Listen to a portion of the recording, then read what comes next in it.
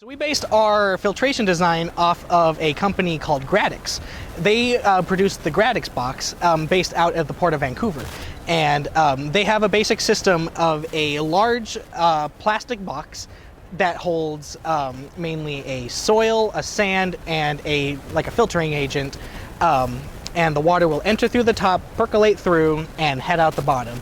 And so we based our design off of that and used a column of a bioretention soil, a sand, and an activated carbon, and then at that point it has an exit valve. Our team came up with 3 unit process solutions as a part of our prototype automated landfill leachate treatment system. One being coagulation flocculation using ferric chloride. The second being ammonium precipitation via a struvite precipitation complex, which is phosphate, ammonium, and magnesium that can be used as a fertilizer. And thirdly, we had a media column of biochar and sand. So we kind of had like a 2-tier system. One is a living bioreactor. It's a bioretention system that was seeded with activated sludge from the wastewater plant that basically eats all the nitrates we were feeding it. And then the second phase was a filtration system that had adsorptive materials that would take out anything else remaining. So our design was treating landfill leachate, and we chose a more biological method, and that consisted of a sand column, a MBBR, a mixed bed biofilm reactor, and then some carbon columns. The most complicated part of our design was the MBBR because that was filled with microorganisms and bacteria that we obtained from the Corvallis wastewater treatment plant, and there was a lot of factors that went into keeping those alive.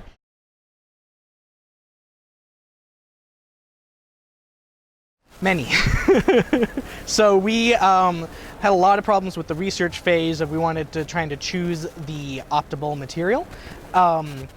We were trying to figure out if one filtering agent was better than the other, just like activated carbon versus biochar. So a lot of the problems was just trying to pick and choose what would be ideal for our system. The largest obstacle we faced was the timeline. So we wanted to test our materials in advance that we were using for adsorption of pollutants, and just looking through the literature values and trying to come up with a plan without being able to test the materials first. We just had to count on the scientific journals and our own calculations and just size our system and decide what to order and what to buy long before we could actually build it or see if any of it was going to work. The biggest obstacle that our team faced was time.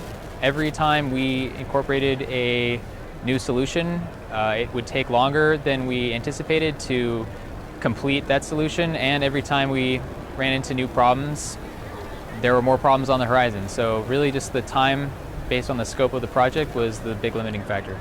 Yeah, so one of the really interesting things about this project is there currently actually isn't a landfill leachate treatment system in the US that's specific for landfill leachate. So it's cool because we're on the forefront of it and it's something new that needs to be addressed.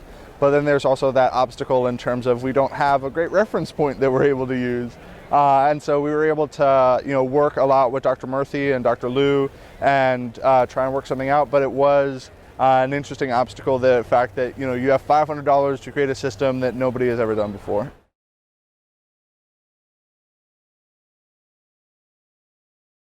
I think the biggest thing that I learned from this project is it's extremely important to collaborate effectively with your teammates. The reason why my team was successful and had a good time doing this project is because we communicated well with each other, we met multiple times a week, and we set tasks for each other on what we needed to get done. How to research. I learned so much about just being able to research on any topic at this point of just, we got to find out about some material, go find 30 research pages, go read through 400 pages of notes about it, and pick and choose out the best stuff out of it. Yeah. I feel like I learned what it really means to be an engineer. I feel like I learned what sort of problems I can expect to encounter in industry work, and I learned how I work best under pressure and how I can find solutions to problems that may arise.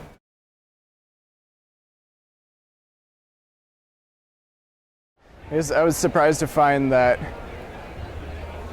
if you just call someone on the phone rather than emailing, you can actually get a lot of help. So we were able to get over $1,000 worth of materials donated to us, and that surprised me a lot. So it never hurts to just reach out. As a student, everyone's willing to help you out.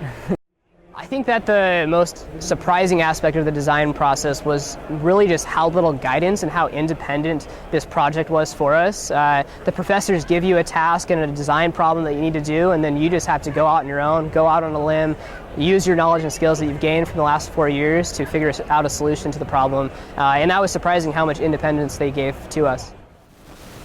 Probably the speed of which everything happened. Once the research was done, everything just flew by. There was the construction phase, the testing phase, and by the time we were done with all that, it felt like it was just a week.